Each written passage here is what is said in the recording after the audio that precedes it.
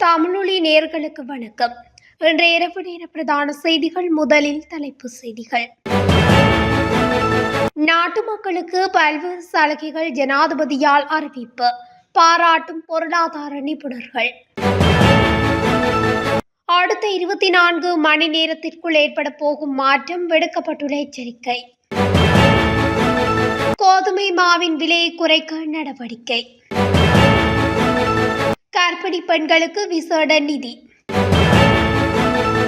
வெளிநாடுகளில் வாழும் இலங்கையர்களுக்கு ஜனாதிபதி அனுர அழைப்பு. இரவு நேர களியாட்ட நிகழ்வு, இருவர் வைத்தியசாலையில் அனுமதி. அரசாங்கத்தின் சிறப்பு வட்டி திட்டத்தை அனுபவிக்க போகும் முக்கிய தரப்பு.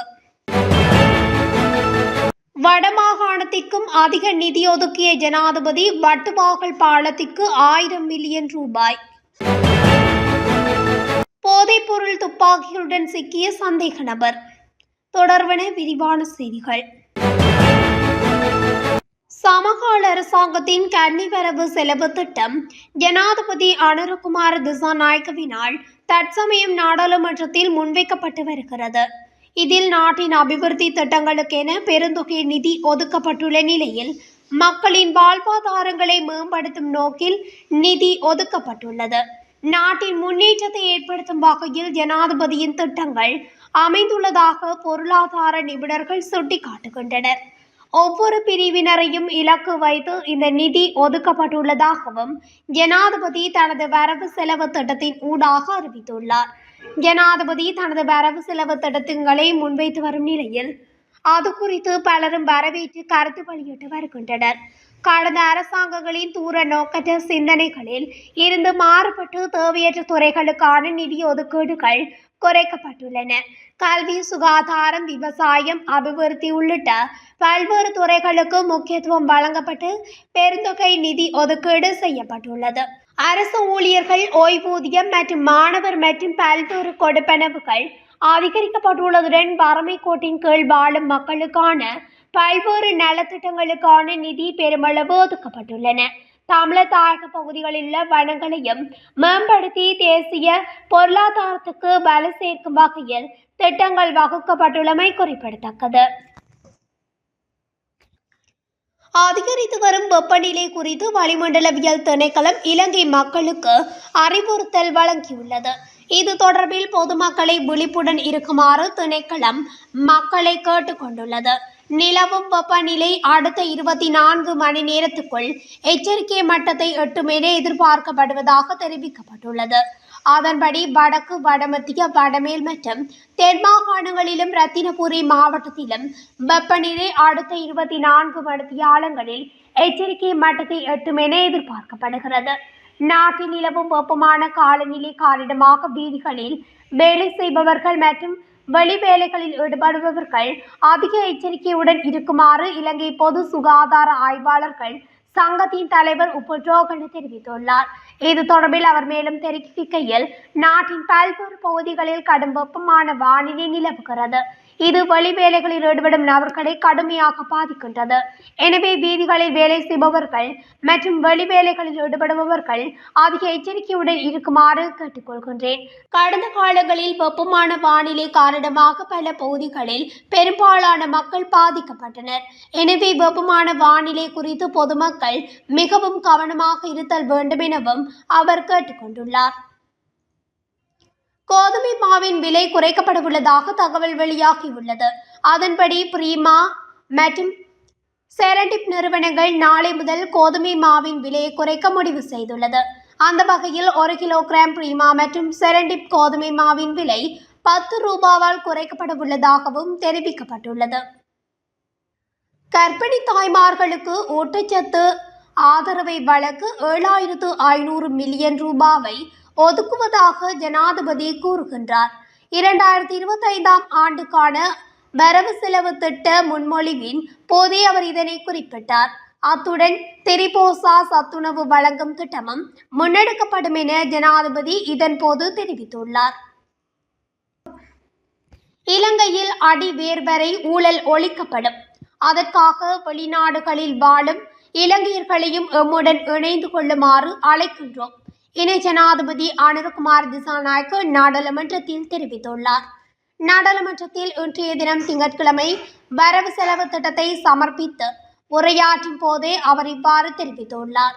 இதன்போது அவர் மேலும் தெரிவிக்கையில், அரசாங்கம் வரி ஏய்ப்பு மற்றும் சட்டவிரோத நிதி நடவடிக்கைகளை தடுக்க நடவடிக்கை எடுக்கப்பட்டு வருகிறது.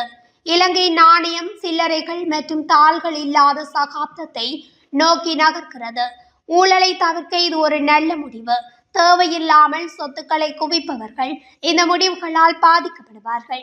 லஞ்சம் வாங்குபவர்கள் அனைவரும் பயப்படும் சமூகத்தை உருவாக்குவோம். தற்போதைய பதில் போலீஸ் மா அதிபர் போலீசாருக்கே அதிகளவு தண்டனைகளை வழங்கியுள்ளார். வேர்வரை ஊழல் ஒழிக்கப்படும். இந்நிலையில் வெளிநாடுகளில் வாழும் இலங்கையர்களையும் எம்முடன் இணைந்து கொள்ளுமாறு அழைக்கின்றோம் என்றார். அத்தோடு இந்த நாட்டில் இன முரண்பாடுகள் இனி இல்லை. மத, இனம், பாலினம் என பிரிவடையும் காரணிகள் இல்லை. நாம் அனைவரும் ஒன்றிணைந்து நாட்டை கட்டியெழுப்புவோம் எனவும் ஜனாதிபதி அனுர கூறினார். கண்டி பத்தேகம பிரதேசத்தில் உள்ள விடுதியொன்றில் நடைபெற்ற இரவு நேர களியாட்ட நிகழ்வு ஒன்றில் கலந்து கொண்ட இருவர் திடீரென சுகவீனமுற்று வைத்தியசாலையில் அனுமதிக்கப்பட்டுள்ளதாக போலீசார் தெரிவித்துள்ளனர். குறித்த சம்பவமானது இன்று அதிகாலை இடம்பெற்றுள்ளது. இதன்போது சுகவீனமுற்ற இளைஞனும் யுவதியும் கண்டி தேசிய வைத்தியசாலையில் அனுமதிக்கப்பட்டுள்ளதாக போலீசார் குறிப்பிட்டுள்ளனர். களியாட்ட நிகழ்வில் அருந்திய குளிர்பானம் ஒன்றினால் ஏற்பட்ட ஒவ்வாமை காரணமாக குறித்த இருவரும் இவ்வாறு சுகவீனமுற்றிருக்கலாம் என வைத்தியர்கள் தெரிவித்துள்ளனர். மேலும் இது தொடர்பில் வத்தேகம போலீசார் மேலதிக விசாரணைகளை மேற்கொண்டு வருகின்றனர். இந்த ஆண்டு வரவு செலவு திட்டத்தில் சிரேஷ்ட பிரஜைகளுக்காக சிறப்பு வட்டி திட்டம் முன்மொழியப்பட்டுள்ளது. நாடாளுமன்றத்தில் வரவு செலவு திட்ட முன்மொழிவுகளை முன்வைத்து உரையாற்றிய ஜனாதிபதி அனுர 60 வயதுக்கு மேற்பட்டவர்கள் இந்த திட்டத்தின் கீழ் தகுதி உடையவர்கள் என்று கூறினார். அவர்களின் நிதி ஸ்திரத்தன்மையை உறுதி செய்வதற்காக ஒரு வருட நிலையான வைப்பு தொகையான ரூபாய் 1 மில்லியன்களுக்கு தற்போதைய சந்தை வட்டி விகிதத்தை விட 3% வருடாந்திர வட்டி விகிதத்தை வழங்க நடவடிக்கை எடுக்கப்படும் என்று ஜனாதிபதி குறிப்பிட்டார். இந்த முன்மொழிவை செயல்படுத்த மூத்த குடிமக்கள் செலுத்த வேண்டிய 3% வட்டிக்கு தேவையான ஏற்பாடுகளுக்காக 15,000 மில்லியன் ரூபாய் ஒதுக்கப்படும் என்றும் இது 2025 ஜூலை முதல் நடைமுறைப்படுத்தப்படும் என்றும் ஜனாதிபதி தெரிவித்தார். 2025 ஆண்டு வரவு செலவு திட்டத்தில் வடமாகாணத்தில் கிராமப்புற வீதிகள், பாலங்களை புனரமைப்பதற்கு 5,000 மில்லியன் ரூபாய் ஒதுக்கப்படும் என நிதியமைச்சரான ஜனாதிபதி அனுர தெரிவித்துள்ளார். அத்தோடு வட்டுவாகல் பால கட்டுமான ஆரம்பிப்புக்கு 1000 மில்லியன் ரூபாய் ஒதுக்கப்படும் எனவும் ஜனாதிபதி அனுர குறிப்பிட்டார். முல்லைத்தீவு வட்டுவாகல் பாலம் மிகவும் சேதமடைந்து ஆபத்தான நிலையில் காணப்படும் நிலையில் பாலம் திருத்தப்பட வேண்டும் என பல தரப்பினராலும் பல தடவைகள் கோரப்பட்ட போதும் நிதி கிடைக்கவில்லை என தெரிவிக்கப்பட்ட புனரமைப்பு பணிகள் எவையும் இடம்பெறவில்லை. இந்நிலையில் முல்லைத்தீவு மக்களின் நீண்டகால பிரச்சினைக்கு தீர்வு பெற்றுக் கொடுத்திருப்பது மிகுந்த மகிழ்ச்சி அளிப்பதாகவும் வன்னி மாவட்ட நாடாளுமன்ற உறுப்பினர் துரைராசா ரவிகரன் தெரிவித்துள்ளார். தமது தொடர்ச்சியான கோரிக்கையை ஏற்று வட்டுவாகல் பாலத்தின் நிர்மாணத்திற்கான நிதியை இவருட வரவு செலவு திட்டத்தில் ஒதுக்கியதற்கு ஜனாதிபதி அனுரகுமார் திசாநாயக்க அவர்களுக்கும் போக்குவரத்து, நெடுஞ்சாலைகள், துறைமுகங்கள் மற்றும் சிவில் விமான போக்குவரத்து அமைச்சர் பிமல் ரட்நாயக்க அவர்களுக்கும் கூட்டுறவு பிரதி அமைச்சரும் முல்லைத்தீவு மாவட்ட அபிவிருத்தி குழுவின் தலைவருமான உபாலி சமரசிங்க ஆகியோருக்கும் முல்லைத்தீவு மக்களின் சார்பாக தமது நன்றிகளை தெரிவித்துக் கொள்வதாகவும் நாடாளுமன்ற உறுப்பினர் ரவிகரன் மேலும் தெரிவித்துள்ளார். காலி உரகஸ்மென்கந்திய போலீஸ் பிரிவுக்குட்பட்ட கொடகிரில பிரதேசத்தில் போதைப் பொருள் மற்றும் துப்பாக்கிகளுடன் சந்தேக நபர் ஒருவர் நேற்று கைது செய்யப்பட்டுள்ளதாக உரகஸ்மென்கந்திய போலீசார் தெரிவித்துள்ளனர். உரகஸ்மென்கந்திய போலீசாருக்கு கிடைத்த தகவலின் பேரில் மேற்கொள்ளப்பட்ட சுற்றி வளைப்பின் போதே சந்தேக நபர் கைது செய்யப்பட்டுள்ளார்.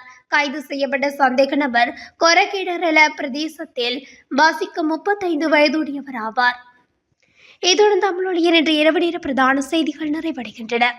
தொடர்ச்சியாக செய்திகளை அறிந்து கொள்ள தமிழொலி ஊடகத்துடன் இணைந்திருங்கள். நன்றி, வணக்கம்.